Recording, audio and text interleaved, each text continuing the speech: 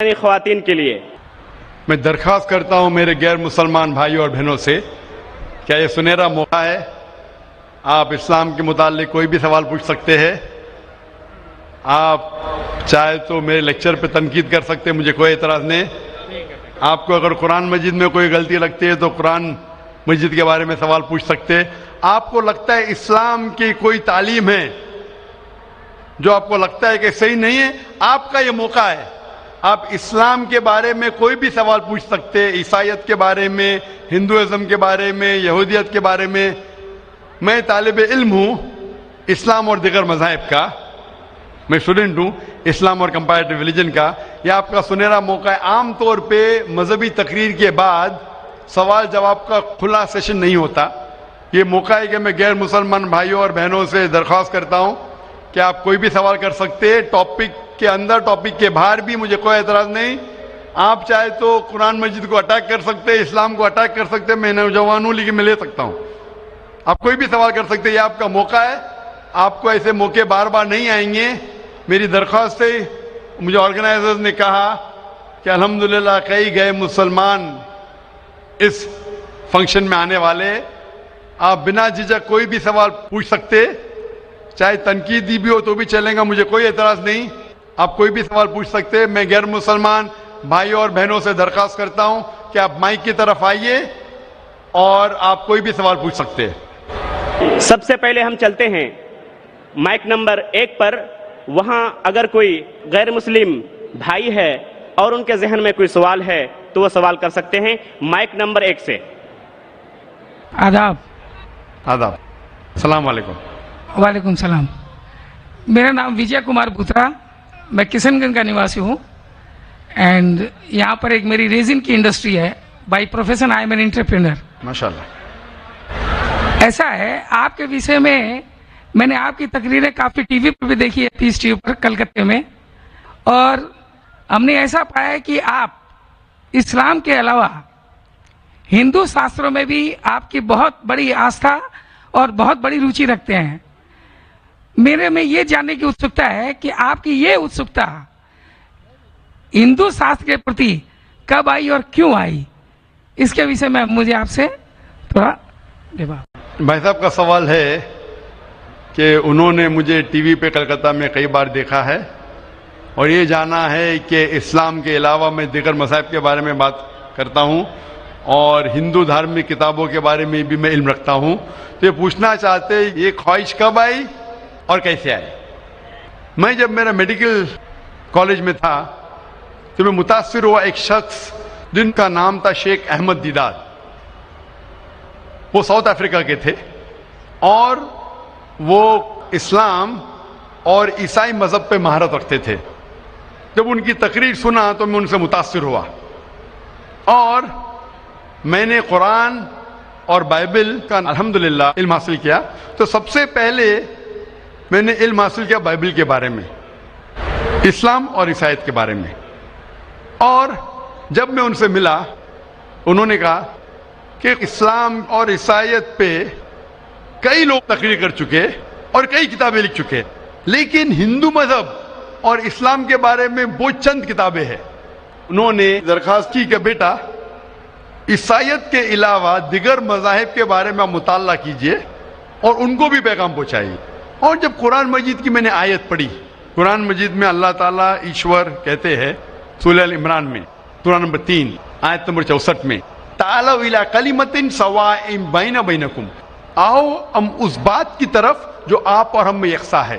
سب سے پہلی بات کیا ہے؟ اللہ نعبد الا اللہ، کہ ہم صرف ایک ایشور کی عبادت کریں. ولا نشرک بہ شیئا، کہ ہم آپس میں کسی کو شریک نہ کریں. ولا یتخذ بعضنا بعضا اربابا من دون اللہ، کہ ہم آپس میں کسی کو رب نہ کہے. فإن تولوا، اگر وہ نہ مانے، فقولوا اشہدوا بأننا مسلمون، آپ شہادت دو کہ اب مسلم ہیں. تو جب میں نے قرآن مجید کی آیت پڑھی جس میں لکھا ہے کہ جب بھی آپ غیروں سے بات کرتے ہیں تو اس بات کی طرف آؤ جو ان میں اور ہم میں یکساں ہے.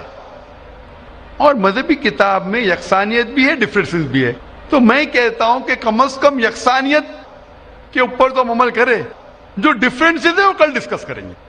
ڈفرینسز تو ہے، میں یہ نہیں کہتا ہوں ڈفرینسز نہیں ہے، لیکن جو یکسانیت ہے جو آپ کی کتاب دھارمک کتاب اور ہماری کتاب میں یکساں ہے تو کم از کم اس کے اوپر تو عمل کرے. تو یہ سوچ لے کے شیخ دیدار سے متاثر ہو کے اور قرآن مجید کی آیت سورہ نمبر 3 آیت نمبر 64 جب میں میڈیکل کالج میں تھا میں نے شروع کیا یہ میرا مشن. کرنے لگا عیسائیت مذہب کا تو اتنے اچھے سے مطالعہ کیا تھا شیخ احمد دیدار نے کہ مجھے زیادہ تحقیق کرنے کی ضرورت نہیں پڑی, لیکن میں تحقیق شروع کیا ہندو مذہب کے بارے میں. پھر میں نے ہندو ودوان کی اسکالرس کی کتابیں پڑھنے لگی اور ڈھونڈنے لگا کیا یکساں ہے. لیکن قرآن مجید میں کہا گیا ہے کہ سب سے پہلی بات ہے اللہ نعبد الا اللہ, کہ ہم صرف ایک ایشور, ایک بھگوان, ایک اللہ کی عبادت کریں. تو جب قرآن مجید میں لکھا ہے کہ یکسانیت میں سب سے اہم ہے کہ ایک خدا, تو میں ڈھونڈنے لگا کہ ہندو مذہب کی کتاب میں خدا کے بارے میں کیا لکھا ہے. جب پڑھنے لگا تو مختلف کتابیں تھے, مختلف اسکالرس تھے. مختلف اسکالرس کو پڑھنے کے بعد پتا چلا کہ ایک ہوتا ہے کہ مذہب کو جاننا کتابوں کے ذریعے اور ایک مذہب کے ماننے والوں کے ذریعے. کبھی بھی مذہب کو جاننے کے لیے مذہب کے ماننے والوں کو مت دیکھو, ہو سکتا ہے وہ ماننے والے خود نہیں جانتے کہ ان کا مذہب کیا کہتا ہے. تو مذہب کو جاننے کے لیے سب سے بہترین طریقہ ہے کہ مذہب کی کتابوں کا مطالعہ کرے. تو میں نے ہندو مذہب کی کتابوں کا مطالعہ کرنا شروع کیا, وید کا, اپنشد کا, بھگوت گیتا کا, رامائن کا, مہابھارت کا. جب مطالعہ کرنے لگا تو عام طور پہ جب ہم پوچھتے ہیں ہندو سے, سب سے پہلی بات کہ میں ایک ایشور میں مانے. عام ہندو سے پوچھتے ہیں کہ کتنے بھگوان میں آپ مانتے ہیں, تو کچھ ہندو کہیں گے 3, کچھ کہیں گے 100, کچھ کہیں گے 1000, کچھ کہیں گے 33 کروڑ. لیکن اگر آپ ایک ودوان ہندو سے پوچھیں گے جو اپنے ہندو مذہب کا مطالعہ کر چکا ہے, مذہبی کتابوں کا مطالعہ کر چکا ہے, وید پڑھ چکا ہے, تو وہ کہیں گا کہ ہندوؤں کو صرف ایک خدا میں ماننا چاہیے. لیکن عام ہندو مانتا ہے فلسفی جسے کہتے ہیں پینتھیزم. عام ہندو کہتا ہے کہ سب کچھ خدا ہے, پیڑ خدا ہے, چاند خدا ہے, سورج خدا ہے, انسان خدا ہے, سانپ خدا ہے. ہم مسلمان کہتے ہیں سب کچھ خدا کا ہے, پیڑ خدا کا ہے, چاند خدا کا ہے, سورج خدا کا ہے, انسان خدا کا ہے, سانپ خدا کا ہے. تو یہ اہم فرق ہے عام ہندو اور عام مسلمان میں. عام ہندو کہتا ہے سب کچھ خدا ہے, ہم مسلمان کہتے ہیں سب کچھ خدا کا ہے. تو یہ فرق ہے صرف کا. اگر یہ کا کے فرق کو مٹا لے تو ہم ہندو اور مسلمان ایک ہو جائیں گے. کیسا کرنا چاہیے؟ تعالوا الی کلمۃ سواء بین بینکم, آؤ اس بات کی طرف جو آپ اور ہم میں یکساں ہے. تو جب میں ہندو مذہب کی کتابوں کا مطالعہ کرنے لگا تو ایک اہم کتاب کا نام ہے اپنشد.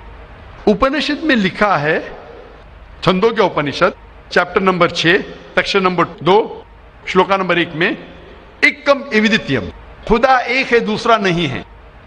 جب ہم پڑھیں گے سوتا ستر اپنشد چیپٹر نمبر 6 شلوکا نمبر 9 میں ناچس سے کسج جنیتا نہ چدیپا, یہ سنسکرت کوٹیشن ہے جس کے معنی ہے اس خدا, اس ایشور کا کوئی رب نہیں, اس ایشور کے کوئی والدین نہیں, اس کے اوپر کوئی نہیں ہے, اس کی والدہ نہیں, اس کے والد نہیں ہے. لکھا ہے سوتا ستر اپنشد میں چیپٹر نمبر 4 شلوکا نمبر 19 میں نہ تस्य پرتیما استی, اس ایشور کی کوئی پرتیما نہیں. پرتیما سنسکرت میں ہوتا ہے عکس, photograph, painting, picture, idol, statue, sculpture. نہ تस्य پرتیما استی, اس ایشور کی کوئی پرتیما نہیں, کوئی عکس نہیں, کوئی پکچر نہیں, کوئی فوٹوگراف نہیں, کوئی پینٹنگ نہیں, کوئی آئیڈل نہیں, کوئی اسکلپچر نہیں, کوئی اسٹیچو نہیں. اور یہ آپ آگے پڑھیں گے یہ وہی چیز لکھا ہوا ہے یجوروید میں. وید ہندو مذہب کی سب سے اونچی کتاب ہے. یجوروید میں لکھا ہے چیپٹر نمبر 32 شلوکا نمبر 3 میں نہ تस्य پرتیما استی, اس ایشور کی کوئی پرتیما نہیں, کوئی عکس نہیں, کوئی فوٹوگراف نہیں, کوئی پینٹنگ نہیں, کوئی پکچر نہیں, کوئی اسٹیچو نہیں, کوئی آئیڈل نہیں, کوئی اسکلپچر نہیں. تو جب آپ ہندو مذہب کی کتابوں کا مطالعہ کرتے پتا چلتا ہے ہندو مذہبی کتاب میں بھی لکھا ہے خدا ایک ہے, اس خدا کا کوئی عکس نہیں. اور برہم سوترا جو ہندوازم کا ہے وہ ایکم براہم دیوتیا ناستے نینا ناستے کنچن, بھگوان ایک ہی ہے دوسرا نہیں ہے, نہیں ہے, نہیں ہے, ذرا بھی نہیں ہے. there is only one God, not a second one, not at all, not at all, not in the least bit. تو اس ذریعے سے میرا مطالعہ شروع ہوا.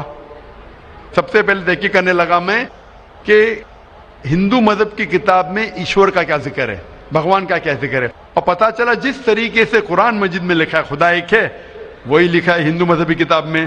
جس طریقے قرآن میں لکھا ہے اس کا کوئی عکس نہیں, وہی لکھا ہے ہندو مذہب میں. جس طریقے سے قرآن مجید میں لکھا ہے نہ وہ کسی سے جنا ہے نہ کسی کو جنتا ہے, وہی چیز لکھی ہندو مذہبی کتاب میں. تو میں نے کہا جو یکساں ہے تو اس کے اوپر عمل کیوں نہ کرے. تو اس طریقے سے میری تحقیق شروع ہوئی, اور آہستہ آہستہ تحقیق کے بعد پتا چلا کہ ہندو مذہب میں بھی لکھا ہوا ہے کہ اوتار آنے والے ہیں. اوتار لوگ سمجھتے ہیں کہ بھگوان ایک انسان کا روپ لیتا ہے, یہ ایک معنی ہے, لیکن صحیح معنی ہے او سنسکرت میں, مطلب بھگوان خود نہیں, بھگوان کسی کو بھیجتا ہے. تو اوتار کے صحیح معنی ہے جیسے ہم کہتے ہیں پیغمبر. تو بھگوان نے, ایشور نے کئی پیغمبر بھیجے, اور آخری پیغمبر کا ذکر ہندو مذہبی کتاب میں ہے, کئی کتابوں میں ہے, وید میں ہے, اپنشد میں ہے. کئی مثال دوں گا. ایک کلکی پرانا میں لکھا ہے کہ آخری جو اوتار آنے والے آخری پیغمبر وہ کلکی اوتار ہے. ان کے والد کا نام ہے وشنو یاس. وشنو مطلب خدا, یاس مطلب نوکر, خدا کا نوکر. عربی میں کریں گے تو ہو جاتا ہے عبداللہ, جو نام تھا محمد صلی اللہ علیہ وسلم کے والد کا. اس کے والدہ کا نام ہے سمتی, مطلب شانتی, امن. عربی میں ہو جاتا ہے آمنہ, جو محمد صلی اللہ علیہ وسلم کے والدہ کا نام تھا. اس میں لکھا ہے کہ انہیں وہی آئیں گی ایک کیو میں, ایک غار میں, جو محمد صلی اللہ علیہ وسلم غار ہرا میں آئی تھی. انہیں وہی آئیں گی رات کے وقت. وہ بعد میں جائیں گے نارتھ ورڈ اور پھر واپس آئیں گے. محمد صلی اللہ علیہ وسلم نے ہجرت کی تھی, مدینہ کی طرف واپس آئے. ان کے 4 قریب دوست ہوں گے, جس میں 4 خلفاء راشدین ہیں. اس طریقے سے ڈیٹیل میں لکھا گیا ہے آخری پیغمبر, جو آخری اوتار جو آنے والے محمد صلی اللہ علیہ وسلم. تو میں کہتا ہوں ہندوؤں سے کہ آپ اپنی ہندو کتاب کا مطالعہ کیجئے, اور ہم ہندو اور مسلمان ایک ہو جائیں گے. تو اس طریقے سے میرے تحقیق شروع ہوئی, اور میں دنیا بھر میں کوشش کرتا ہوں امن کا پیغام لوگوں تک پہنچائے. جی ہاں بھائی صاحب. آپ نے جو اپنشدوں کا ورنن کیا, اس کے ساتھ میں ایک لائن اور جوڑتا ہوں جہاں پر یہی لکھا ہوا ہے کہ ایشور ایک ہی ہے. وہ ہماری شریمد بھگوت گیتا ہے, جسے ہم شریمد بھگوان کی وانی یا ایشور کی وانی کہتے ہیں. اس کے چیپٹر نمبر 18 سلوک نمبر 66 میں ہے, اننیا سرو دھرمان پریتیجم مام کم شرنم پرجا اہم توام سرو پاپیبھیو موکشیسامی ما شوچا. اس میں بھی ایک ہی ایشور کی اور انگت کیا گیا. تو آپ جو کہہ رہے ہیں ایک دم صحیح اور ایک دم یتھارتھ ہے کہ ہمارے ہندو میں ایک ہی ایشور کی ہے, باقی روپ ہم نے انک مان دیا ہے. یہ ایک آستھا کا وشے ہو جاتا ہے, ساکار روپ نراکار روپ وہ الگ ہے, لیکن ایشور کو ہمارے یہاں بھی آپ نے ایک دم ٹھیک فرمایا ہے. گیتا بھی ہماری یہی کہتی ہے. دھنیہ واد آپ کو, بہت بہت جزاک اللہ, شکریہ.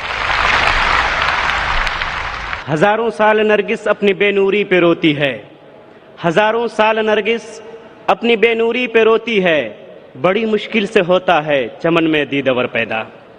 اب ہم چلتے ہیں مائک نمبر 2 کی طرف. وہاں پر اگر کوئی غیر مسلم بھائی موجود ہیں اور ان کے ذہن میں کوئی سوال ہے تو سوال کر سکتے ہیں. مائک نمبر 2 سے. My name is Pintu Demna. I am from Malda and I am a student of AMA. So I just want to know what is the difference between Kaaba and Kashi. Will you explain me as your kind? بھائی صاحب نے سوال کیا ہے کہ کعبہ اور کاشی میں فرق کیا ہے. کعبہ اور کاشی میں فرق کیا ہے. کعبہ قرآن مجید میں اللہ سبحانہ وتعالیٰ فرماتے سورہ عمران میں سورہ نمبر 3 کہ کعبہ اللہ سبحانہ وتعالیٰ کا سب سے پہلا گھر جسے کہا گیا بکہ.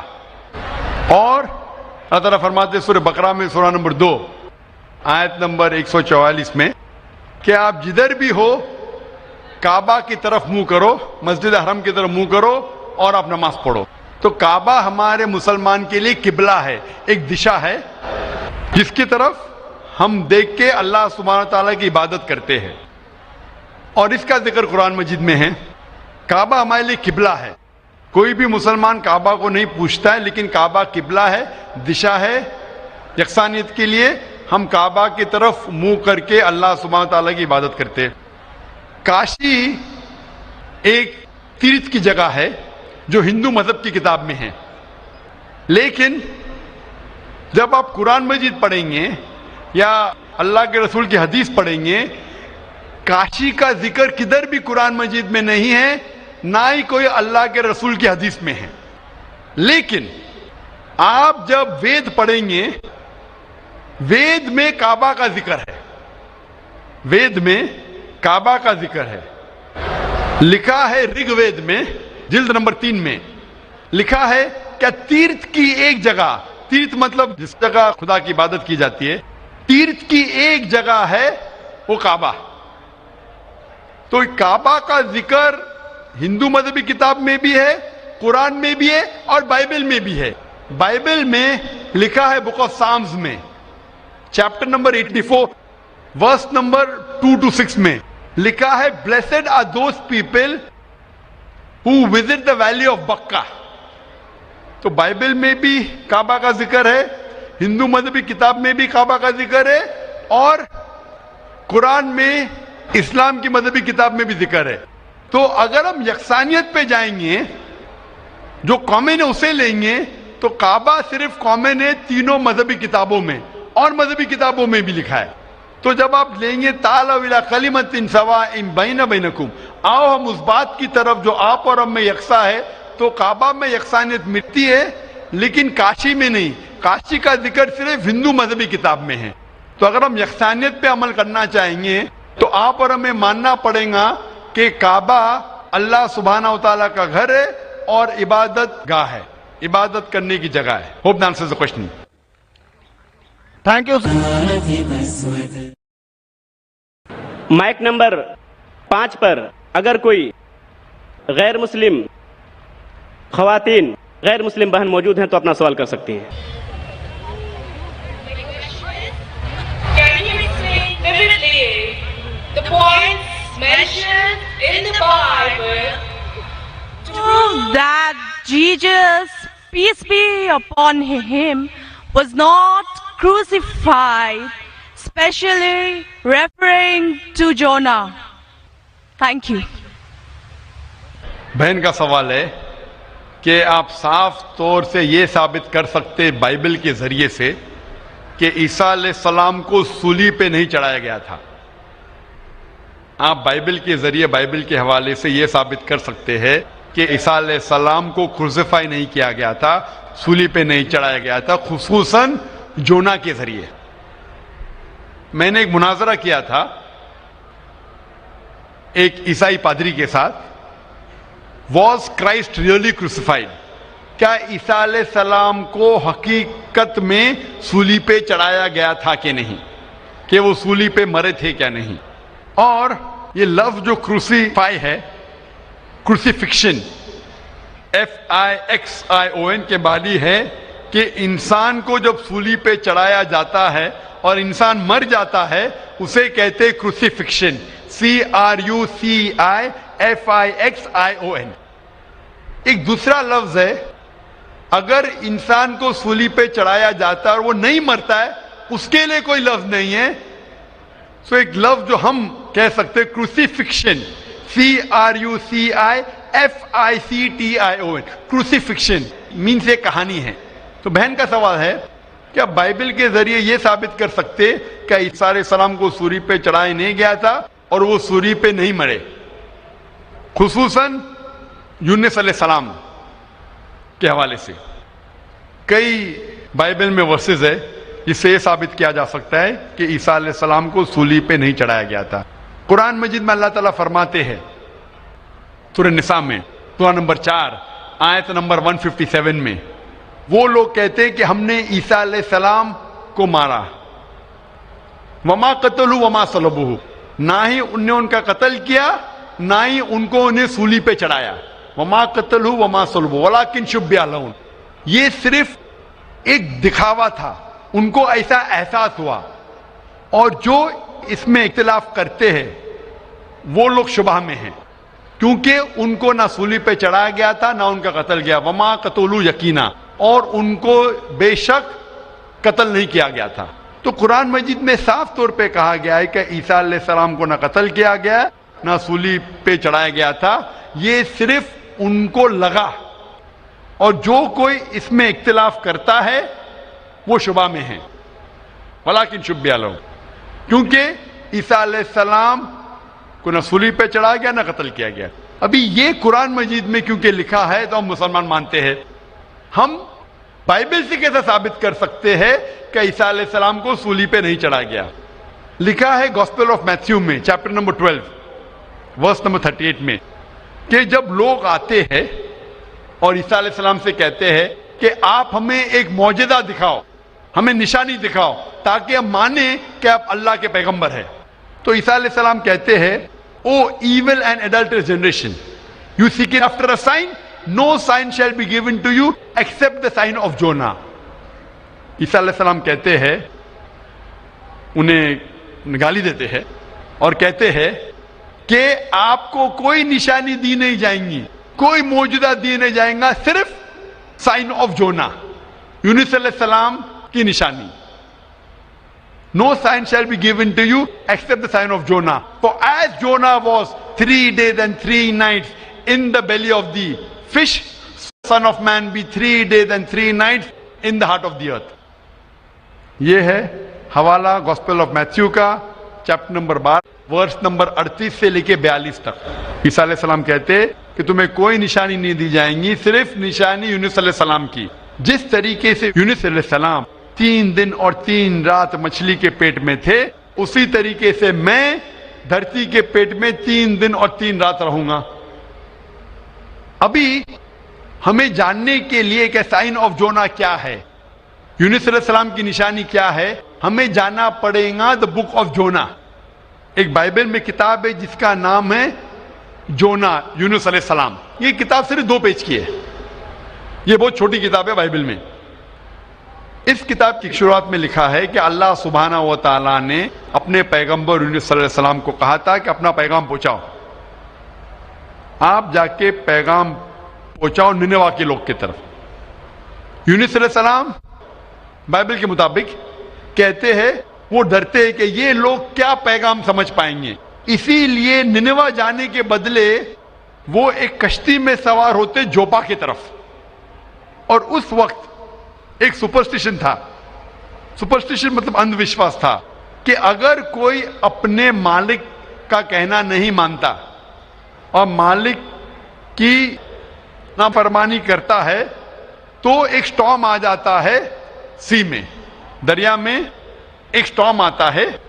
تو سٹارم آنے کی وجہ سے لوگ کہتے ہیں کہ ہم میں سے کسی ایک نے اپنے مالک کی بات نہیں مانی.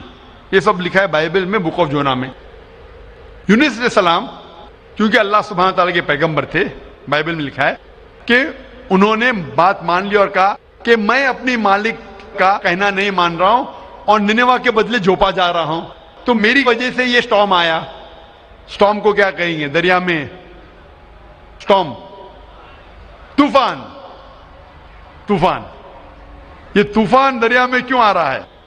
یہ طوفان یونس السلام کہتے کہ میری وجہ سے آ رہا ہے، کیونکہ میں میری مالک کی بات نہیں مان رہا ہوں. اور اس وقت یہ اندھ وشواس تھا، سپرسٹیشن تھا کہ جو مالک کی بات نہیں مانے گا اس کو دریا میں پھینکیں گے تو طوفان ختم ہو جائے گا. تو یونس علیہ السلام کہتے کہ میری غلطی ہے، مجھے پھینکو. تو کیا کرتے لوگ؟ یونس علیہ السلام کو پکڑ کے دریا میں پھینکتے ہیں. تو مجھے یہ پوچھنا ہے کہ یونس علیہ السلام کو جب دریا میں پھینکتے ہیں، بائبل میں لکھا ہے، تو یونس علیہ السلام زندہ تھے یا مردہ تھے؟ Sister, when Jonah was thrown into the water, I want to ask you the question, was Jonah dead or alive? He was alive. He was alive. زندہ تھے. ماشاءاللہ صحیح فرما رہی ہے. طوفان اتنا زور کا آ رہا تھا، طوفان میں اگر ایک زندہ انسان کو ڈالتے ہیں، وہ طوفان میں دریا میں انسان مرنا چاہیے، لیکن یونس علیہ السلام مرے یا زندہ تھے؟ He ought to die in the storm. Was he dead or was he alive? He was still alive. ماشاءاللہ صحیح جواب ہے کہ طوفان میں مرنا چاہیے، لیکن کیونکہ وہ اللہ کے پیغمبر تھے، زندہ تھے.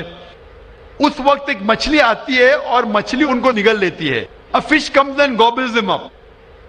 मछली की पेट में यूनुस अलैहिस्सलाम जिंदा थे या मुर्दा थे? In the belly of the fish, was Jonah dead or alive? He was alive. He was alive. वो जिंदा थे. मछली के पेट में 3 दिन मछली यूनुस अलैहिस्सलाम को पेट में लेके बाइबल के मुताबिक वो घूमती है, सारे समुंदर घूमती है 3 दिन तक. मछली की पेट में सफोकेशन, ना बराबर से इंसान सांस ले सकता है ना जी सकता है. इंसान को मरना चाहिए या जीना चाहिए? मरना चाहिए. लेकिन यूनुस अलैहिस्सलाम जिंदा थे या मर गए? जोना, though he was 3 days, he was there in the belly of the fish. For 3 days the fish took him in the water. He ought to die. Was Jonah yet dead or alive? He was still alive. He was still alive. माशाल्लाह, अभी तक जिंदा थे. बहन सही जवाब दे रही है. 3 दिन के बाद वो मछली यूनुस अलैहिस्सलाम को उल्टी कर देती है, मतलब पेट में से बाहर निकलते यूनुस अलैहिस्सलाम और वो समुंदर के किनारे पे आते हैं. जिंदा या मुर्दा? The fish vomits out Jonah, peace be upon him, and throws him onto the shore. When Yunus alayhi salam, when Prophet Jonah was thrown on the shore, was he dead or alive? He was alive but unconscious. Alive but unconscious. After some time, did he gain consciousness or not? Yes, he did. Fine. Finally he was conscious and alive, no? Alive. Fine. Alive. So alive, alive, alive, alive. Miracle of a miracle of a miracle of a miracle. वो जिंदा थे. एक जिंदा आदमी को दरिया में जब फेंकते, मरना चाहिए, नहीं मरते हैं, जिंदा रहते, मौजज़ा. तूफान में मरना चाहिए, नहीं मरते, जिंदा रहते, मौजज़ा. मछली आके निगल लेती है, मरना चाहिए, जिंदा रहते, मौजज़ा. मछली 3 दिन तक उनको समुंदर में घुमाती है, मरना चाहिए, नहीं मरते, मौजज़ा. मछली उनको उल्टी करती है दरिया के किनारे पे, वो जिंदा रहते, मौजज़ा. मौजज़ा का मौजज़ा का मौजज़ा का मौजज़ा. अभी यहां ईसा अलैहिस्सलाम कहते हैं कि जिस तरीके से यूनुस अलैहिस्सलाम मछली के पेट में 3 दिन 3 रात तक रहें, उस तरीके से ईसा अलैहिस्सलाम धरती के पेट में 3 दिन और 3 रात तक रहेंगे. Now sister, I want to ask you, according to you, when Jesus Christ, peace be upon him, was in the sepulcher, was he dead or alive? He was alive. He was alive. So if he was alive, then how was he crucified? Crucified means someone dying on the cross. बहन कह रही कि ईसा अलैहिस्सलाम जब उनको लेके गए थे कब्र में, वो जिंदा थे. तो क्रूसिफाई होने के लिए, सूली पे मरने के लिए इंसान को मरना चाहिए. तो वो बाइबल के मुताबिक वो सूली पे लगाया गया था, लेकिन मरे नहीं, उन्हें उतारा गया था, वो जिंदा थे. और जब कब्र में लेके गए थे सेपल्कर, उस टाइम बहुत लंबी चौड़ी कब्र होती थी, बोगदा होता था, बड़ा बोगदा होता था जिसके अंदर इंसान खड़ा भी हो सकता था. 3 दिन और 3 रात तक ईसा अलैहिस्सलाम फरमाते कि जिस तरीके से यूनुस अलैहिस्सलाम 3 दिन और 3 रात मछली के पेट में रहें, उसी तरीके से मैं 3 दिन और 3 रात धरती के पेट में रहूंगा. उसका मतलब ईसा अलैहिस्सलाम जिंदा थे. अगर जिंदा थे तो सूली पे नहीं मरे हो. तो इसीलिए बाइबल के जरिए एक तरीका है साबित करने के लिए कि ईसा अलैहिस्सलाम सूली पे नहीं मरे, वो जिंदा थे. और कुरान मजीद की बात सही है कि वमा कतलू वमा सलबू, ना वो सूली पे मरे ना उनका कत्ल किया है. ये सिर्फ एक शक और शुबा है. Hope that answers the question, sister.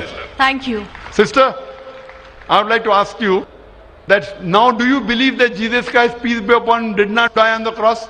I do believe, but I just wanted to prove my friends or my colleagues as to Jesus Christ was not crucified according to their own version. That is Bible. What's your Thank name, sister? What's your name, sister? I am Sahadia Naz and I'm a teacher by profession. You're a Muslim. Yes, I am. MashaAllah. Okay, anyway, hope you have satisfied your friend. Yes, I am. But we request that the non-Muslim should be given the first chance to ask the question. Okay. आदाब, मेरा नाम अरुण कुमार जैन है, मुर्शिदाबाद औरंगाबाद से आए हैं. मेरा question है, जो नया मस्जिद बन रहा है और कब्रिस्तान है और ईदगाह है, उसमें मेरा मन हुआ है कि हम इसमें जमीन या पैसा रुपया दें. मेरा मन चाहता है, लेकिन उन लोग बोलते हैं कि हम लोग गैर मुसलमान से कोई चीज़ नहीं लेते हैं. क्यों? इस्लाम में लिखा हुआ है आदमी आदमी को प्यार करो. भाई का सवाल है کہ وہ چاہتے ہیں کہ مسجد بنانے کے لیے اپنی زمین دے عیدگاہ کے لیے، اور مسلمان کہتے ہیں کہ ہم غیر مسلمان کی مدد نہیں لیتے. کیوں؟ کیا انسان بھائی نہیں ہے؟ بھائی صاحب، غیر مسلمان کی مدد لینا اسلام میں حرام نہیں ہے، لیکن کچھ شرائط ہے کچھ چیزوں کے لیے. مثال کے طور پہ مسجد بنانے کے لیے کچھ شرط ہے. مسجد بنانے کے لیے ایک مسلمان اپنی زکوٰۃ کا پیسہ بھی نہیں دے سکتا ہے. زکوٰۃ ایک مسلمان کے لیے فرض ہے کہ وہ 2.5% اپنی بچت کا، ہر قمری سال وہ 2.5% اپنی بچت کا جو نصاب کے اوپر ہے، 85 گرام سونے کے اوپر ہے، اسے زکوٰۃ دینا چاہیے. اور زکوٰۃ کی کئی شرائط ہے کہ فقراء کو دینا چاہیے، غریب کو دینا چاہیے، مساکین کو، معلّہ الفت القلوب، غارمون جو قرض دار ہے، وغیرہ وغیرہ، ابن سبیل. لیکن اس کے اندر یہ مسلمان اپنی زکوٰۃ کا پیسہ مسجد کے لیے دے سکتا ہے، کیونکہ مسجد ایک مسلمان کا فرض ہے کہ وہ اپنے پیسے سے بنائے، اور زکوٰۃ کا پیسہ بھی اس میں استعمال نہیں ہو سکتا ہے، اپنے باقی پیسے سے بنائے. زکوٰۃ کا پیسہ کی کیٹیگری لکھی گئی ہے سورہ توبہ میں، سورہ نمبر 9 آیت نمبر 60 میں، کہ یہ 8 کیٹیگری کو آپ زکوٰۃ کا پیسہ دے سکتے ہیں، مسجد بنانے کے لیے نہیں. کیونکہ مسجد ایک فرض ہے، مسلمان خود اپنے پیسے سے، نہ کہ زکوٰۃ سے، اپنے باقی پیسے سے جو صدقہ ہو یا باقی پیسے سے، نہ کہ جو غریبوں کے لیے جو پیسہ محفوظ ہے، جو 8 کیٹیگری ہے اس کے لیے محفوظ ہے، وہ پیسے میں سے آپ مسجد بنانے کے لیے دے سکتے. یہ ایک شرط ہے.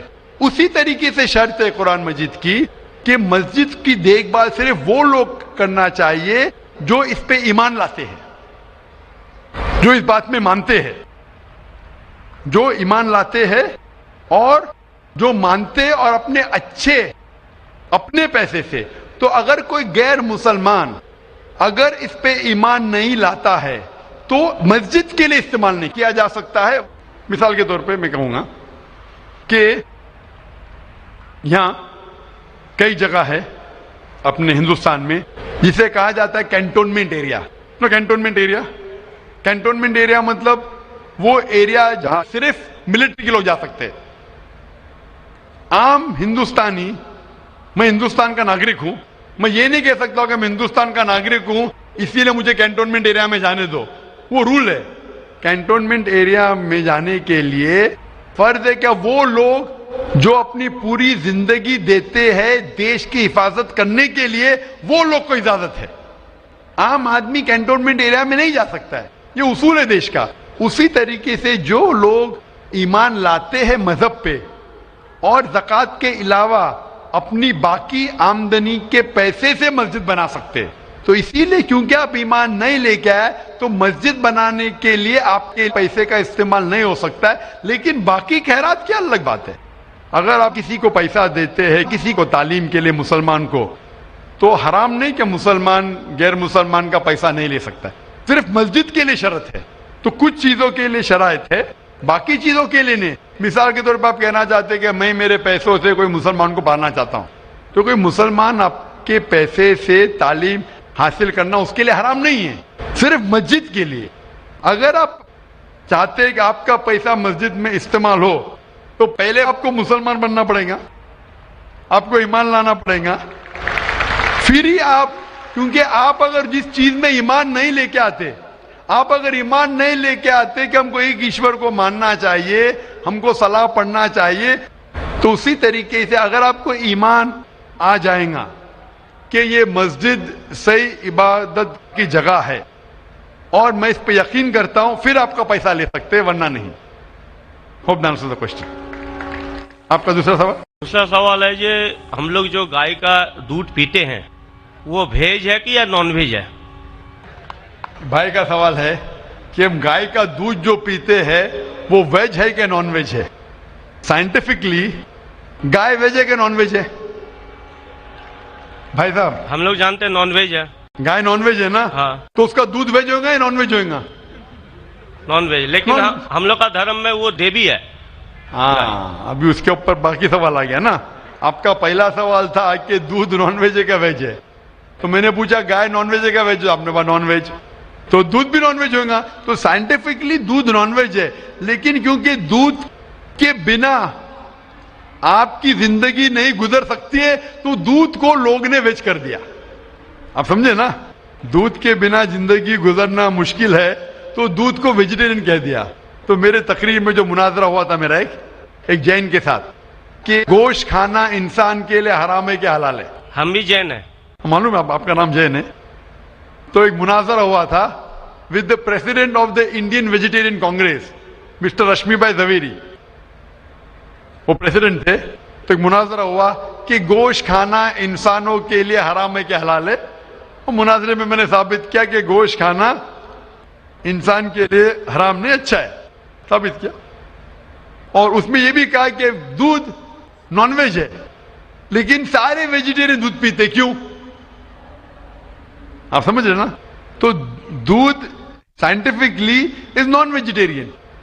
आपने कहा क्या है, हमारी देवी है। आप अगर पढ़ेंगे, जैसा मैंने कहा कि न तस्य प्रतिमास्ति, उस ईश्वर की कोई प्रतिमा नहीं, कोई अक्स नहीं। आप समझे ना, कोई अक्स नहीं, कोई पिक्चर नहीं, कोई पेंटिंग नहीं, कोई फोटोग्राफ नहीं। तो ये वेद के मुताबिक ये गलत हो जाता है। आप समझे ना। लेकिन फिर भी मैं जानता हूं कि कई किताबों में, क्योंकि हिंदू किताबें दो किस्म की है, श्रुति और स्मृति। श्रुति वो किताब जो भगवान की तरफ से आए, वेद और उपनिषद। स्मृति वो किताब जो इंसानों ने लिखी है। तो एक श्रुति होती जो ईश्वर की तरफ से है, और एक होती है स्मृति जो इंसानों ने लिखी है। तो मैं जानता हूं कि कई हिंदू मजहबी किताबों में, खुसूसन स्मृति में, ऐसी चीजें लिखी है जो श्रुति के खिलाफ है। ये आप देखेंगे, गाय आपकी देवी है, वो आप वेद में नहीं पाएंगे, आप नीचे वाली किताब में पाएंगे। तो जब भी कोई ऊंची या नीचे किताब में टकराव हो, तो हमें मानना चाहिए ऊंची किताब। कुरान इस्लाम की सबसे ऊंची किताब है। कुरान से कोई भी किताब टकराई तो हमें कुरान में मानना चाहिए, उस किताब में नहीं। आप समझे ना।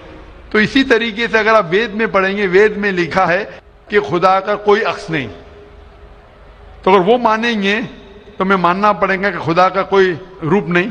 तो ये कहना कि गाय देवी है, ये कई पंडित कहते हैं कि हम जानते हैं कि खुदा एक है, हम जानते हैं ईश्वर एक है, लेकिन हमें कंसंट्रेशन के लिए हमें बहुत बार मूर्ति का सहारा लेना पड़ता है।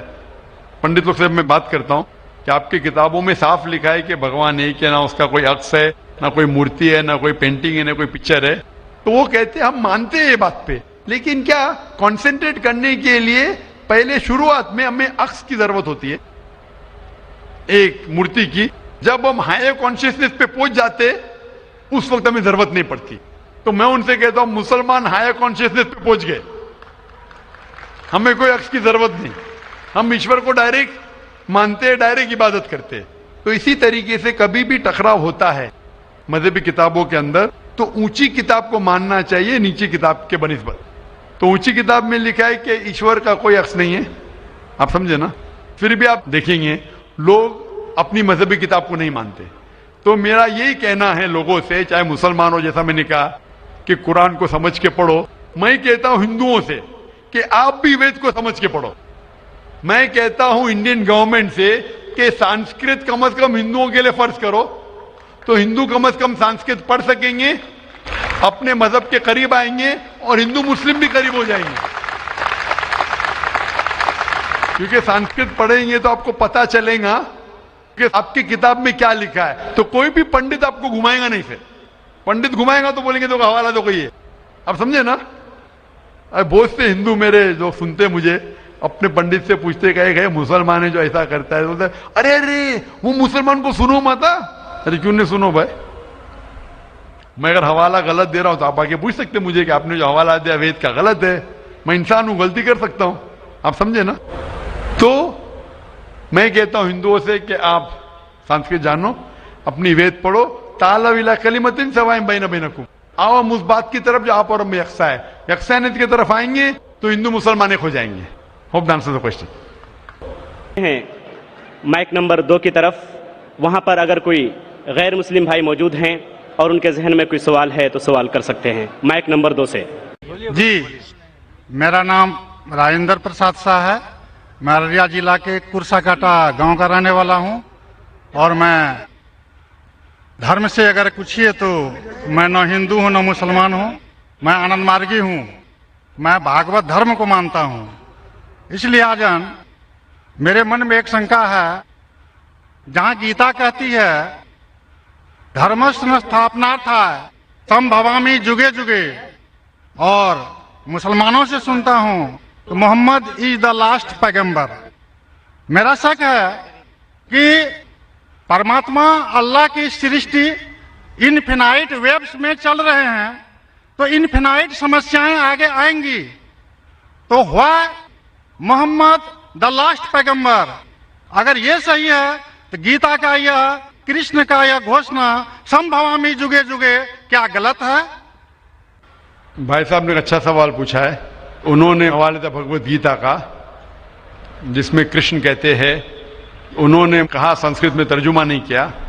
श्री कृष्ण कहते हैं कि जब भी इस धरती पे जुल्म होगा तो उस वक्त भगवान एक पैगंबर को भेजेंगे और हर दौर में एक पैगंबर आएगा। संभवान युग योगे, हर युग में आएगा। तो भाई का सवाल है, क्या कृष्ण गलत है? आप मुसलमान क्यों कहते हैं कि मोहम्मद सल्लल्लाहु अलैहि वसल्लम आखिरी पैगंबर है? भाई साहब, सबसे पहले हम कहते हैं मोहम्मद सल्लल्लाहु अलैहि वसल्लम आखिरी पैगंबर है क्योंकि यह कहा गया कुरान मजीद में सूरह आज़ाब में, सूरा नंबर 33 आयत नंबर 40 में कहा गया, मा काना मुहम्मदुन अबा अहदिम मिन रिजालिकुम वलाकिन रसूलुल्लाह व खातिमुन नबीय्यीन व काना अल्लाहु बिकुल्लि शैइन अलीमा। कि मोहम्मद सल्लल्लाहु अलैहि वसल्लम आप लोगों में से किसी के वालिद नहीं हैं, लेकिन खातिमुन नबीय्यीन है, आखिरी नबी है। क्योंकि कुरान मजीद में कहा गया है कि मोहम्मद सल्लल्लाहु अलैहि वसल्लम आखिरी नबी है, हम इस पे यकीन रखते हैं। जहां तक कि आपने कहा श्री कृष्ण, मैं श्री कृष्ण की बात को मानता हूं कि जब भी इस धरती पे गलत काम होंगे उस वक्त खुदा एक पैगंबर को भेजते और हर दौर में एक पैगंबर भेजेंगे। बिल्कुल गलत नहीं है, आपको समझने में गलती हुई। क्योंकि जब आप पढ़ेंगे भगवत गीता को कहा गया है कि ये वेद का निचोड़ है, it is the nectar of the Veda, Veda का निचोड़ है। और जब आगे आप पढ़ेंगे, लिखा हुआ कल्कि पुराना में, कल्कि पुराना में लिखा है, कल्कि पुराना चैप्टर नंबर 2 श्लोक नंबर 5, 7, 11, 15 में लिखा है कि एक कल्कि अवतार आएंगे जो कल युग में आएंगे और कल युग आखिरी युग होगा, और ये कल्कि अवतार लोगों को सही रास्ता दिखाएंगे। और ये कल्कि अवतार के वालिद का नाम है विष्णु यास, मतलब भगवान का नौकर, अरबी में अब्दुल्ला, जो नाम थे मोहम्मद सल्लल्लाहु अलैहि वसल्लम के वालिद का। उनके वालिदा का नाम होगा सुमति, सुमति मतलब अमन, शांति। अरबी में होगा आमिना, जो नाम था मोहम्मद सल्लल्लाहु अलैहि वसल्लम के वालिदा का नाम। वो पैदा होंगे अमन के शहर में जो है मक्का। वो पैदा होंगे ऐसे खानदान में जो उस शहर के चीफ होंगे। हम जानते हैं मोहम्मद सल्लल्लाहु अलैहि वसल्लम कुरैश खानदान में पैदा हुए। उनके 4 करीब दोस्त होंगे। हम जानते हो 4 खुलफा राशिदीन हैं, हजरत अबू बकर, हजरत उमर, हजरत उस्मान, हजरत अली रज़ियल्लाहु अन्हु। अल्लाह सुब्हानहू व तआला की रहमत सब पे हो। उनको सबसे पहली वही मिलेंगी एक गार में, एक केव में। हम जानते हैं मोहम्मद सल्लल्लाहु अलैहि वसल्लम को सबसे पहले वही मिली गारे हिला में। उनको रात के वक्त सबसे पहले वही आएंगी। वो he will migrate northwards and come back. और मोहम्मद सल्लल्लाहु अलैहि वसल्लम मदीना में हिजरत की और फिर से वापस मक्का लौटे। ये सारी निशानियां जो लिखी है कल के अवतार के बारे में, वो हूबहू उतरती है मोहम्मद सल्लल्लाहु अलैहि वसल्लम पे। हर युग में एक अवतार आएगा, आखिरी युग होगा कल युग। ये कल युग है भाई साहब, ये कल युग है। और कल युग के आखिरी अवतार है कल के अवतार, जिसका नाम कुरान मजीद में लिखा गया है मोहम्मद सल्लल्लाहु अलैहि वसल्लम। तो ये जो आपकी भगवत गीता में लिखा है, मेरे हिसाब से सही लिखा हुआ है कि हर युग में एक अवतार आएगा। और आखिरी युग है लिखा हुआ है कल की पुराना में, वो कल युग है। اور کل یگ کے اوتار ہے کل کے اوتار. تو آپ سب کو جوڑیں گے تو پتہ لگتا ہے کہ آپ کے وید میں بھی کئی نشانی ہے محمد صلی اللہ علیہ وسلم کی, کئی بار محمد صلی اللہ علیہ وسلم کا ذکر ہے. کم از کم 100 حوالے تو میں دے سکتا ہوں جس میں محمد صلی اللہ علیہ وسلم کا ذکر ہے. اگر آپ پڑھیں گے بھوشیہ پرانا پرو 3 کھنڈ 3 ادھیے 3 شلوکاس 5 سے 8, اس میں کہا گیا ہے کہ محمد صلی اللہ علیہ وسلم آئیں گے اور وہ ایک فارینر رہیں گے اور وہ ڈیزرٹ سے آئیں گے. لکھا ہے بھوشیہ پرانا میں پرو 3 کھنڈ 3 ادھیے 3 شلوکا 10 سے 27 میں محمد صلی اللہ علیہ وسلم کا ذکر ہے.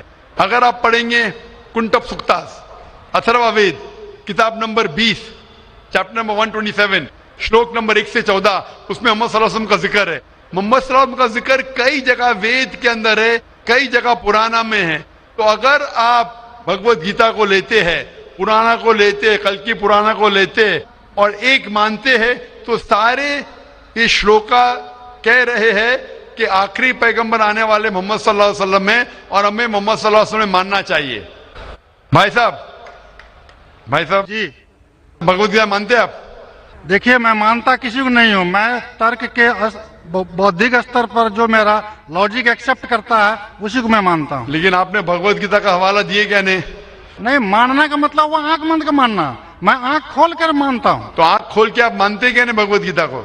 بالکل مانتا ہوں. جو تو ماننے بھگوت گیتا میں لکھا ہے جو آنے والے آخری اوتار جو پرانا کلکی پرانا میں لکھا ہوا ہے کلکی اوتار, اس میں مانتے آپ؟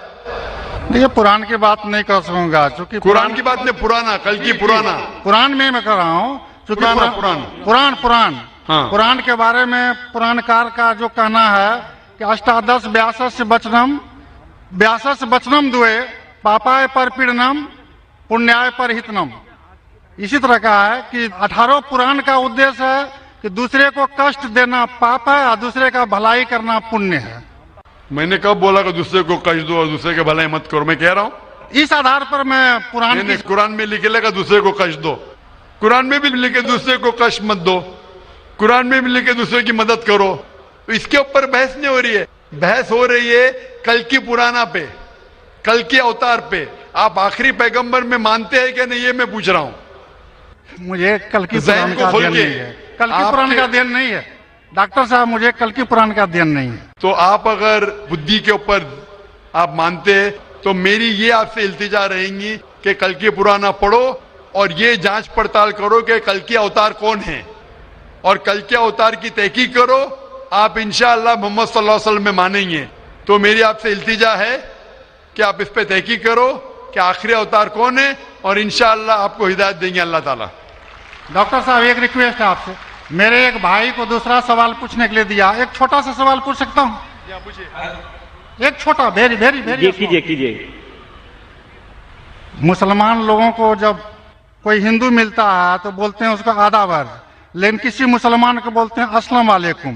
مجھے لگتا ہے کہ ایک مسلمان ہندو اور مسلمان کے بیچ بھید بھاؤ کرتا ہے. کرپیا آپ اسپشٹ کیجیے اس کو.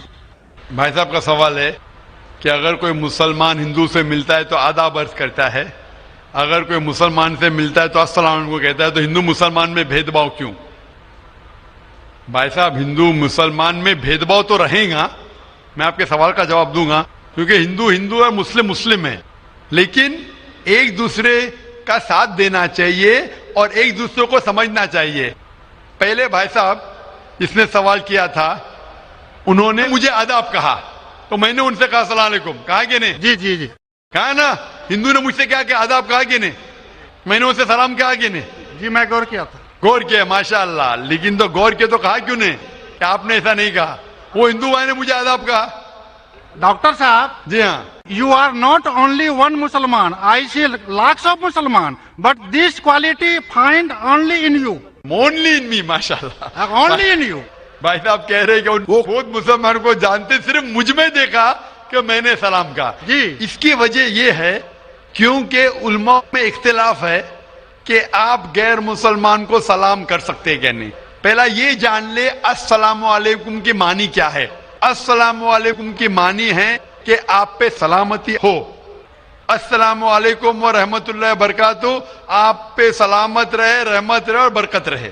ना इसमें इख्तिलाफ है मुसलमानों में, मुसलमान उलमा में, कि आप गैर मुसलमान को सलाम कर सकते, कहने गैर मुसलमान के सलाम का जवाब दे सकते, इसमें इख्तिलाफ है। क्योंकि एक हदीस है जिसमें अल्लाह के रसूल फरमाते हैं, क्योंकि एक हदीस है जिसके अंदर यहूद लोग मुसलमान को कहते अस्सलाम वालेकुम, अस्सलाम वालेकुम का मानी आप पे मौत हो, साम के मानी मौत, अस्सलाम वालेकुम आप पे मौत हो, तो अल्लाह के रसूल ने फरमाया आपको अलैकुम उन पे भी। तो ये हदीस है, सही हदीस है। यहूद लोग कहते थे मुसलमान को छेड़ने के लिए अस्सलाम वालेकुम आप पे मौत हो, तो अल्लाह के रसूल ने फरमाया आपको अलैकुम आप पे भी हो। तो इसकी वजह से इख्तिलाफ, और कई हदीसें हैं, मैं ज्यादा बहस में नहीं जाना चाहूंगा, लेकिन यह कहना चाहूंगा कि कुछ उलमा ये भी कहते हैं कि आप अस्सलाम वालेकुम कह सकते, क्योंकि कुरान मजीद की एक आयत है सूरह निसा में, सूरह नंबर 4 आयत नंबर 86 इसमें कहा है, अगर कोई आपको ग्रीट करता है, अगर कोई ग्रीट करता है तो आप और बेहतरीन तरीके से ग्रीट करो। अगर कोई आपको ग्रीट करता है और बेहतरीन तरीके से ग्रीट करो, या कम से कम उतना। तो अगर कोई अस्सलाम वालेकुम कहता है, मुझे कहना चाहिए वालेकुम अस्सलाम व रहमतुल्लाह। अगर कोई कहता है अस्सलाम वालेकुम व रहमतुल्लाह, मुझे कहना चाहिए वालेकुम अस्सलाम व रहमतुल्लाह बरकातहू, या कम से कम उतना, ये जरूरी है। तो इसीलिए अगर कोई मुसलमान मुझसे आदाब करे तो आदाब से बेहतर क्या है, अस्सलाम वालेकुम। और अल्लाह के रसूल के लिए कहा गया, मोहम्मद सल्लल्लाहु अलैहि वसल्लम के लिए, अल्लाह फरमाते हैं, जो मैंने तकरीर में बयान किया सूरह अंबिया में सूरह नंबर 21 आयत नंबर 107 में, वमा अरसलना का इल्ला रहमतुल आलमीन, कि हमने मोहम्मद सल्लल्लाहु अलैहि वसल्लम को नहीं भेजा लेकिन रहमत बना के सारे इंसानों के लिए, सारे आलम के लिए। तो जब मोहम्मद सल्लल्लाहु अलैहि वसल्लम सारे इंसानों के लिए रहमत बन सकते, तो क्या मैं अस्सलाम वालेकुम व रहमतुल्लाह नहीं कह सकता हूं?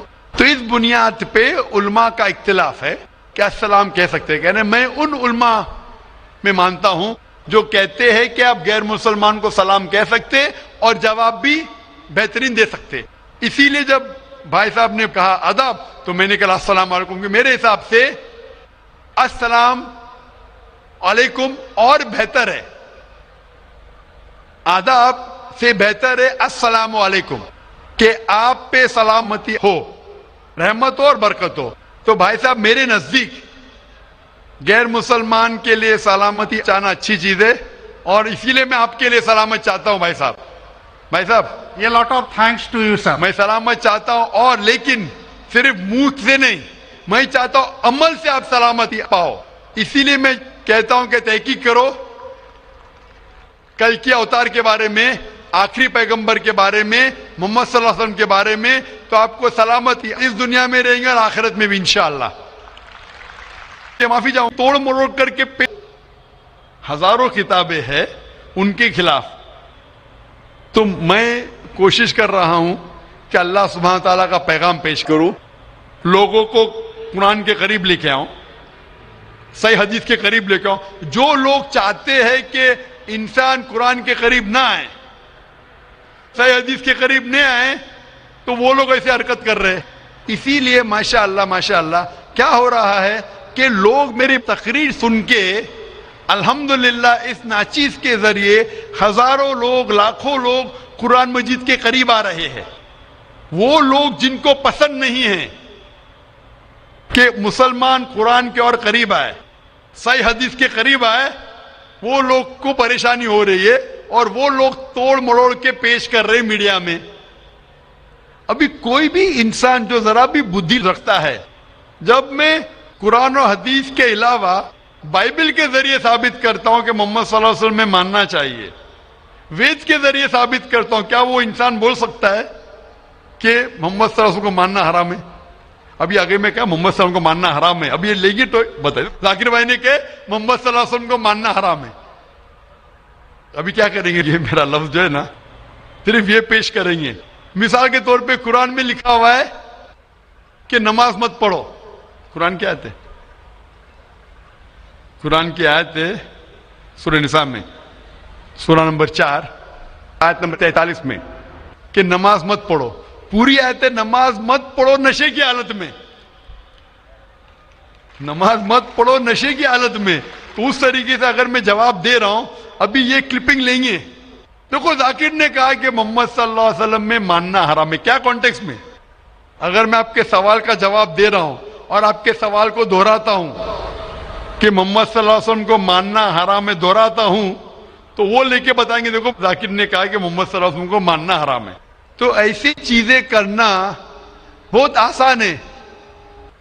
मेरा मकसद है कि लोगों को अल्लाह के करीब लेके आए, अल्लाह के रसूल के पैगाम के करीब लेके आए और लोगों को अल्हम्दुलिल्लाह सही रास्ते पे लेके आए ताकि वो निजात पाएंगे दुनिया और आखिरत में।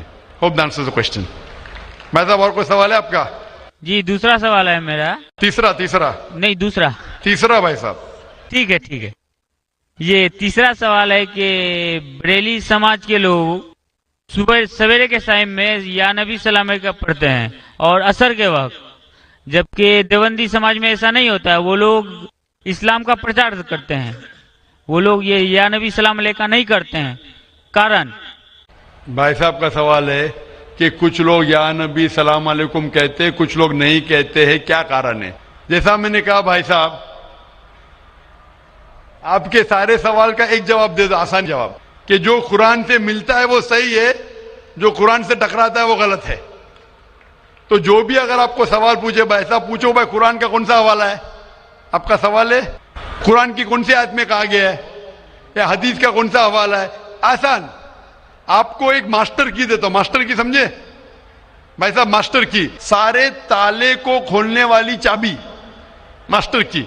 कोई भी कुछ बोले, कुल हाथू बुनानकुम इनको तुम सादिकीन, कुरान की आयत है। आप अपना सबूत पेश करो अगर आप सच्चे हो। तो अगर कोई भी मुसलमान कुछ कहे तो बोलो सबूत क्या है? कुरान से पेश करो। कुरान से है तो सही हदीस से पेश करो। हदीस सही है कहते हैं कि करो, अगर सही हदीस से मिलता है, कुरान से मिलता है तो सही है। तो कोई भी कुछ भी सवाल करे उनसे पूछो कुल हाथू बुरहानकुम, आप अपना सबूत पेश करो, बुरहान पेश करो अगर आप सच्चे। भाई साहब मैं आपसे सवाल पूछना चाहता हूं, आपने इतने सवाल पूछे मुझे, हाँ आपने क्या इस्लाम का मुताला किया है? नहीं किया है। आप इतने सवाल इस्लाम के बारे में क्यों पूछ रहे? जी बगल में मुस्लिम का दुकान है तो जानकारी मिलते रहता है। हाँ तो मुस्लिम की दुकान बगल में है, बगल के मुस्लिम ने आपको भेजा होगा ये पूछने के लिए? नहीं गलत बात है। गलत बात है, आप खुद पूछना चाहते हैं। तो भाई साहब आप इतनी तहकीक कर रहे, बरेलवी देवबंदी, चल रहा था ना भाई साहब आप कुरान को तर्जुमे से क्यों नहीं पढ़ते? वो बात नहीं, आज बहस चल रहा था दो ही गुट में। बिल्कुल सही। तो मैं चुपचाप सुन रहा था। हाँ तो अभी आप और मैंने सोचा आपसे आके क्वेश्चन पूछूंगा, तो जवाब मिल गया आपको ना कि कुरान मजीद सबसे बेहतरीन किताब है जानने के लिए क्या हक है क्या गलत है, समझे अपना? तो मेरी दरख्वास्त है आपसे भाई साहब कि आप कुरान मजीद का तर्जुमा पढ़िए, आपको डायरेक्ट सही चीज मिलेंगी। ना बगल वाले से पूछिए ना अपने बगल के मुसलमान से पूछिए, डायरेक्ट कुरान मजीद का तर्जुमा पढ़िए। हिंदी जानते हिंदी में पढ़िए, जो जबान जानते बंगाली जानते बंगाली में पढ़िए, उसके ऊपर अमल करो, आपको इस दुनिया और आखिरत में फायदा होगा। हजरात सबसे पहले मैं आपको आदाब अर्ज करना चाहूँगा और किशनगंज की धरती पे आप जो पधारे हैं, तशरीफ़ लाए हैं, इसके लिए मैं आपको तहे दिल से धन्यवाद देना चाहता हूँ। मेरा नाम जितेंद्र है और मैं पीस टीवी बराबर देखता हूँ और बराबर आपकी तकरीर मैंने सुनी है, लेकिन सवाल करने का आज मौका मुझे मिला है। मुझे तो यूँ लग रहा था कि इन सवालों के जलजले में मैं कहीं अपना असली सवाल न भूल जाऊँ, मगर खुदा का शुक्र है मुझे अपना सवाल याद है और बखूबी याद है। मैं आपसे गुजारिश करूंगा, आपने अभी कई बातों में हिंदू और मुसलमान को एक करने की कोशिश की, मैं इसे बहुत अच्छी बात कहूंगा, बहुत आपने, मैं सराहूंगा इस बात को। लेकिन मेरा एक सवाल है, ज़हनी सवाल है ये कि हमारे, मैं जैन हूं वैसे, broadly we are Hindu, so there is a question कि हम हिंदुओं में किसी को परेशान करना या किसी की हत्या करना मने गलत कहा गया है, ये मजहब इसकी इजाजत नहीं देता। और जहां तक इस्लाम से मेरा ताल्लुक है और इस्लाम की मुझे जो तालीम है और जानकारी है, उनके अनुसार बेगुनाहों का कत्ल इस्लाम में भी वर्जित है। इस्लाम कहीं भी किसी भी सूरत में बेगुनाहों को कत्ल करने की इजाजत नहीं देता। अगर आप मेरे सवाल का बखूबी और मेरे जहन में जचने वाला सवाल है ये जवाब दे दें तो मैं भी आपका मुरीद बन जाऊंगा। यूं तो मुरीद हूं ही, लेकिन फिर मुरीद बन जाऊंगा कि इंसानों को सबसे ऊंची श्रेणी में रखा गया है, जहां तक मैं जानता हूं। और मैं जब करीब अपने कई मुसलमान इंटेलेक्चुअल्स दोस्तों से सवाल करता हूं कि सब कुछ मिलता है मगर आप बलि क्यों देते हैं, आप वध क्यों करते हैं, तो उन्होंने कहा कि ये चीजें मुसलमानों को इस्तेमाल के लिए दी गई है। मैं इस पे क्लियरिफिकेशन चाहूंगा साहब का, आपका क्लियरिफिकेशन चाहूंगा। मैं इस सवाल का जवाब चाहूंगा आपसे। वालेकुम अस्सलाम भाई साहब, आप पे सलामती हो। वैसे में सवाल किया है कि वो पीस टीवी माशाल्लाह काफ़ी वक्त से देख रहे, और वो कहते हैं कि हर मज़हब में कहा गया है कि कत्ल करना, इंसान की जान लेना गलत है, हराम है। हिंदू मज़हब में कहा गया है और इस्लाम में भी, जैसे उनकी जानकारी सही है, कि बेगुनाह का कत्ल करना हराम है। ये पूछते हैं कि बलि कहाँ तक सही है। बलि का मतलब मैं आपसे पूछना चाहता हूँ कि आप ये पूछना चाहते, मतलब जैसे हम लोग कुर्बानी के टाइम में, मेरा यही सवाल है, जाती सवाल यही है मेरा। अगर इस सवाल का जवाब देंगे तो मैं तो आपका मुरीद हूं, लेकिन फिर से और पक्का मुरीद बन जाऊंगा। भाई साहब ने कहा कि आप लोग कुर्बानी क्यों देते हैं, और ये कुर्बानी का जो सवाल है कि हम ईद उल ज़ुहा बकरीद में कुर्बानी क्यों देते हैं। कुरान मजीद में अल्लाह ताला फरमाते हैं सूरह हज में सूरह नंबर 22 में कि ना ही गोश्त ना ही खून अल्लाह को जाता है। अल्लाह को ना खून की जरूरत ना गोश्त की जरूरत। ये कुर्बानी के वक्त अल्लाह को खून नहीं जाता ना गोश्त जाता है, लेकिन तकवा, आपकी पायटी, आपकी परहेजगारी अल्लाह को पसंद है। आप अगर देखेंगे कि ईद उल ज़ुहा के बारे में क्यों हम कुर्बानी करते हैं, और वाकया जानेंगे इब्राहिम अलैहिस्सलाम का, कि इब्राहिम अलैहिस्सलाम को अल्लाह सुब्हानहू व तआला ने, उस वक्त बुत परस्ती बहुत आम थी, बुत परस्ती बहुत आम थी, और कुर्बानी इंसानों की बहुत आम थी, और हिंदुस्तान में भी आम है। आज भी हिंदुस्तान में कई दीगर मज़ाहिब में लड़कियों की कुर्बानी दी जाती है, बच्चों की बलि दी जाती है। क्या आप छोटे बच्चे का कत्ल करो, औरत का कत्ल करो, बलि दे जाओ और भगवान खुश हो जाएंगे। कई जगह अल्हम्दुलिल्लाह मुसलमान में नहीं है। तो उस वक्त इब्राहिम अलैहिस्सलाम को अल्लाह ने पूछा कि आपको सबसे ज्यादा अजीज इस दुनिया में क्या चीज है, तो उन्होंने कहा कि मेरा बेटा। तो उन्होंने पूछा कि आप अपने बेटे की कुर्बानी दे सकते, अपने पैगंबर इब्राहिम अलैहिस्सलाम से बेटी कुर्बानी दे सकते। तो वो चौंक गए, और अल्लाह के पैगंबर थे, उन्होंने के बेटे से कहा, बेटे ने कहा बेशक अल्लाह के लिए आप मेरी कुर्बानी दे सकते, आप अपने आंख पे पट्टी मारना। जैसा अल्लाह ताला फरमाते, इस दुनिया में अल्लाह ताला हमारा इम्तिहान ले रहे, तो अल्लाह ताला इम्तिहान ले रहे अपने पैगंबर इब्राहिम अलैहिस्सलाम का। अल्लाह ताला ये भी जानते कि इब्राहिम अलैहिस्सलाम जवाब क्या देंगे, तो इब्राहिम अलैहिस्सलाम अपने आंख पे पट्टी मारते, और जिस तरीके से हुक्म आता है अपने बेटे की कुर्बानी देने जाते, उस वक्त ही एक भेड़, गोट या शीप आ जाता है और उस शीप की कुर्बानी हो जाती है। तो उस चीज को याद रखने के लिए आज भी मुसलमान बकरीद के टाइम पे, ईद उल ज़ुहा के वक्त जानवर की कुर्बानी देते। ये याद दिलाने के लिए हमें, क्योंकि ये अल्लाह सुब्हानहू व तआला की तरफ से अपने आखिरी पैगंबर मोहम्मद सल्लल्लाहु अलैहि वसल्लम ने कहा, उसकी बात मानते। लेकिन अगर मैं सोचूं दिमाग से क्यों, तो ये सोच सकता हूं कि ये हमें याद दिलाने के लिए क्या अल्लाह को इंसान की कुर्बानी की जरूरत नहीं, इंसान की जान लेने की जरूरत नहीं। तो जो आज दुनिया भर में आज भी हो रहा है कि बच्चों को कत्ल किया जा रहा है, औरतों का कत्ल किया जा रहा है, बल्कि ये बिल्कुल गलत है। और दोनों में आप देखेंगे फर्क। अगर कोई दूसरे मजहब में, हिंदू मजहब लो या दिगर मजहब लो, अगर कोई जानवर की बलि चढ़ाई जाती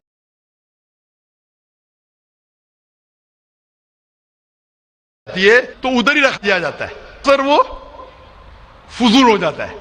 हो सकता है कभी कोई चुपके से आके खा ले। इस्लाम में जब कुर्बानी दी जाती है ईद उल ज़ुहा के टाइम पे, सबसे पहले जो मैं कह रहा हूं कि मेरी मंतक ये समझ सकती है कि हमें ये याद दिला रहे कि इंसानों की बलि चढ़ाना हराम है। और जब हम याद दिलाते और जब बकरा काटते या जो भी काटते जानवर, इस वक्त जब हम काटते हम अल्लाह का नाम लेके काटते, और जो भी जानवर की कुर्बानी देते उसके 3 हिस्से कर सकते। एक हिस्सा हम खुद रख सकते, खुद के इस्तेमाल में ला सकते, 1/3 हिस्सा। दूसरा हिस्सा हमें हमारे रिश्तेदार में बांटना चाहिए, और तीसरा हिस्सा गरीबों में बांटना चाहिए। जब कुर्बानी दे रहे हम उस जानवर का इस्तेमाल कर रहे, जानवर खाना अलाउड है क्या ना, वो एक अलग बहस है जिसके ऊपर आप पूछे तो वो जवाब अलग है कि जानवर खाना सही है क्या गलत है, वो एक अलग डिबेट है जो हम अभी नहीं, अगर आप पूछना चाहे तो अगला सवाल पूछ सकते हैं। एक तीसरा हिस्सा हम इस्तेमाल कर रहे, एक तीसरा हिस्सा हम दोस्तों में बांट रहे हमारे रिश्तेदार में, और तीसरा हिस्सा हम गरीबों में बांटते। तो इनमें गरीबों का फायदा हो रहा है, ना फजूल खर्ची हो रही है, और याद दिलाया जाता है कि इंसानों का कत्ल करना गलत है। तो ये अच्छी चीज है। जब बलि जैसा देखे बाकी मज़ाहिब में क्या हो रहा है, इंसानों का कत्ल किया जाता है, बिल्कुल हराम है। उसके अलावा जब जानवर का भी कत्ल करते हैं वो जानवर फजूल खर्ची में जाता है। इस्लाम में हमें याद दिलाया जाता है, और कुरान मजीद में लिखा है सूरह माइदा सूरह 5 आयत नंबर 1 में, और सूरह नहल सूरह नंबर 16 आयत नंबर 5 में, कि जो जानवर आपके लिए हलाल है वो खा सकते, जो चौपाया है। खाली वो जानवर मत खाओ जो आपके लिए हराम है, जो हलाल है वो खा सकते। तो ये खाने के लिए हमारे लिए खुराक है। तुम कुर्बानी के वक्त ना कुछ जाया कर रहे, ना पैसे की बर्बादी कर रहे। हमें याद दिलाया जाता है क्या ना खुदा को गोश्त जाता है, ना खुदा को खून जाता है, खुदा को तकवा जाता है। हमारा तकवा, हम कितने परहेजगार है। और साथ साथ इसका इस्तेमाल होता है, एक तिया हिस्सा मैं खाता हूँ, रिश्तेदारों में बांटता हूँ, और आखिरी तिया हिस्सा मैं बांटता हूँ गरीबों में। तो इससे फायदा होता है। तो इसमें क्या गलत है? बनिस्बत दूसरे मज़ाहिब में आप देखेंगे इसमें नुकसान ही नुकसान है। इंसान का कत्ल हो रहा है, और जानवर को भी अगर बलि चढ़ाई जाती है तो फजूल खर्ची होती है। बनिस्बत इस्लाम में बकरीद के अंदर फायदा ही फायदा है। Hope the answer the question. बहुत खूब, आपने ये बहुत अच्छा फरमाया। मैं आपके जवाब से काफी संतुष्ट हूं। और जाते जाते एक आखिरी सवाल करना चाहूंगा कि अहिंसा को इस्लाम किस नजरिए से देखता है? अहिंसा को इस्लाम किस नजरिए से देखता है? मैं साहब का आखिरी सवाल है कि अहिंसा को इस्लाम किस नजरिए से देखता है? आमतौर पे हिंसा हराम है। इस्लाम आता है लफ्ज सलाम से, इसके मानी है सलामती, अमन, शांति। इस्लाम के मानी है कि शांति हासिल करना, अपनी ख्वाहिश, अल्लाह का जो पैगाम है उसके मुताबिक अपनी जिंदगी बसर करना और अमन हासिल करना, उसे कहते हैं इस्लाम। हिंसा आमतौर पे हराम है। लेकिन अगर मिसाल के तौर पे हम देखते हैं हर देश में कानून है, कानून है कि चोरी मत करो, किसी का कत्ल मत करो, लेकिन कानून के अलावा पुलिस भी है कि अगर कोई कानून को फॉलो नहीं करता है, कोई चोरी करेगा तो पुलिस उस वक्त जबरदस्ती कर सकती है, पुलिस फोर्स का इस्तेमाल कर सकती है, पुलिस कभी कभी हथियार का इस्तेमाल करती है अमन और शांति बरकरार रखने के लिए देश में। उसी तरीके से इस्लाम में हिंसा आमतौर पे हराम है, लेकिन हर इंसान शांति नहीं चाहता है। कुछ इंसान जो अशांति चाहते हैं और जो अल्लाह का फरमान पे अमल नहीं करते और शांति को भ्रष्ट करना चाहते, उस वक्त इस्लाम इजाजत देता है कि आखिरी मरहले पे आप हिंसा का इस्तेमाल कर सकते शांति लाने के लिए, हिंसा का इस्तेमाल कर सकते शांति लाने के लिए, खुद के फायदे के लिए नहीं। इसीलिए आमतौर पे जितने भी आपने देखे हुए हैं जो जंग अल्लाह के रसूल लड़ी, अक्सर वो था सेल्फ डिफेंस में। अगर कोई चोर मेरे घर में घुसता है और मेरी बेटी से बदतमीजी करता, मैं क्या कहूंगा? मैं हिंसा में मानता हूं, मैं हाथ में लगाऊंगा। मैं मेरी चूड़ियां नहीं पहना होगी हाथ में, मुसलमान हूं लेकिन चूड़ियां नहीं हाथ में पहना हूं। आपके घर में कोई चोर घुसता है और आपकी बेटी से बदतमीजी करता, आप क्या करेंगे? जी हाँ, मैं मुकाबला करूंगा। मुकाबला करेंगे, हाथ भी उठाएंगे ना। इस तरीके से हिंसा का इस्तेमाल आखिरी मरहले पे अगर दूसरा कोई चारा नहीं है तो इस्तेमाल किया जा सकता है हक के लिए, ना हक के लिए नहीं। दूसरे को तकलीफ पहुंचाने के लिए गलत है, दूसरे का माल हड़प करने के लिए हराम है, लेकिन खुद के बचाव के लिए या अमन हासिल करने के लिए हिंसा का इस्तेमाल किया जा सकता है। लेकिन असल में इस्लाम आता है लफ्ज सलाम से, जिसके मानी है सलामती, अमन, ताकि दुनिया में सलामती पहुंचे। बहुत खूब, बहुत अच्छा लगा आपको सुन के। फिर एक बार मैं अब तहे दिल से आपका शुक्रिया अदा करना पूछना चाहता हूं कि आप खुदा हाफिज। एक खुदा में मानते हैं? मैं एकदम एक खुदा को नहीं, मैं अपने अंदर में बैठे ब्रह्म को मानता हूं। मेरी अपनी अलग सोच है। मैं किसी मंदिर में नहीं जाता हूं, ये बात नहीं है, जाता हूं, लेकिन मेरी अपने अंदर की आवाज है कि इंसानों की खिदमत करो, इंसानों की इज्जत करो और भटके हुए को राह दिखाओ। मेरा भी यही है। और मैं किसी इंसान में, हिंदू हो चाहे मुसलमान, मैं इस खुले मन से आगाज करता हूं। मैं किसी से भी भेदभाव न आज तक किया है, न कभी जिंदगी में करूंगा। मेरे लिए इंसान जो पैदा किया है वो ऊपर वाले ने, वो सभी एक हैं और एक रहेंगे। आपने फरमाया कि इंसान की खिदमत करना चाहिए, इंसान की मदद करना चाहिए, लेकिन मैं ये पूछना चाहता हूं कि आप एक खुदा में मानते हैं? आपने कहा, मैं ये पूछना चाहता हूं, आपने तकरीर सुनी मेरी पीस टीवी पे, आप मानते हैं कि मोहम्मद सल्लल्लाहु अलैहि वसल्लम आखिरी पैगंबर है? नहीं, मैं इस बहस में नहीं पढ़ना चाहता, लेकिन मैं इतना जानता हूं कि हमारा खुदा एक है और एक ही ताकत है जो पूरे सभी संसार को, पूरे यूनिवर्स को, पूरी बात तो बहुत कहने की है, लेकिन ये समय और वक्त का तकाजा है। बिल्कुल, समय का तकाजा होने की वजह से मैं आखिरी चीज कहूंगा आपसे भाई साहब कि आपने पीस टीवी पे इतने तकरीर सुने, आप कहते हैं कि भगवान है, कि मैं उसमें मानता हूं, लेकिन यही भगवान ने, चाहे बाइबल में हो, चाहे वेद में हो, चाहे कुरान में हो, सारी धार्मिक किताबों में कहा गया है कि आखिरी आने वाले पैगंबर मोहम्मद सल्लल्लाहु अलैहि वसल्लम में, और उसमें मानना चाहिए। तो मेरी आपसे ये दरखास्त है कि आप इतने अच्छे इंसान हैं माशाअल्लाह, एक आखिरी मेरी ख्वाहिश है कि आप इंशाअल्लाह इस पे तहकीक करो, और ये जब आप एक भगवान में मानते हैं, दूसरे इंसानों को तकलीफ नहीं देना चाहते, तो भगवान ये भी कहते कि आखिरी पैगंबर कौन है, उस पर तहकीक करो, इंशाअल्लाह आप मुकम्मल अच्छे इंसान बनेंगे। वहां पर अगर कोई गैर मुस्लिम भाई मौजूद हैं तो सवाल कर सकते हैं। हाँ, मैं राजेश कुद्दर बोल रहा हूँ। मैं इंजीनियरिंग स्टूडेंट हूँ। मैं आज अपने आप को बहुत प्राउड फील कर रहा हूँ क्योंकि मैं आज डॉक्टर जाकिर साहब के सामने खड़ा हूँ। सर, मेरा सवाल ये है कि आपके वैल्यूएबल स्पीच के शुरू में आपने कहा था कि कुरान ही एकमात्र ऐसा किताब है जो हर जाति, हर धर्म के लिए एक इंस्ट्रक्शनल मैनुअल है, लेकिन मेरा मानना ये है कि हर जाति, हर धर्म के लिए, जैसे हिंदू के लिए गीता और क्रिश्चियन के लिए बाइबल, ये अपना अपना इंस्ट्रक्शनल मैनुअल है।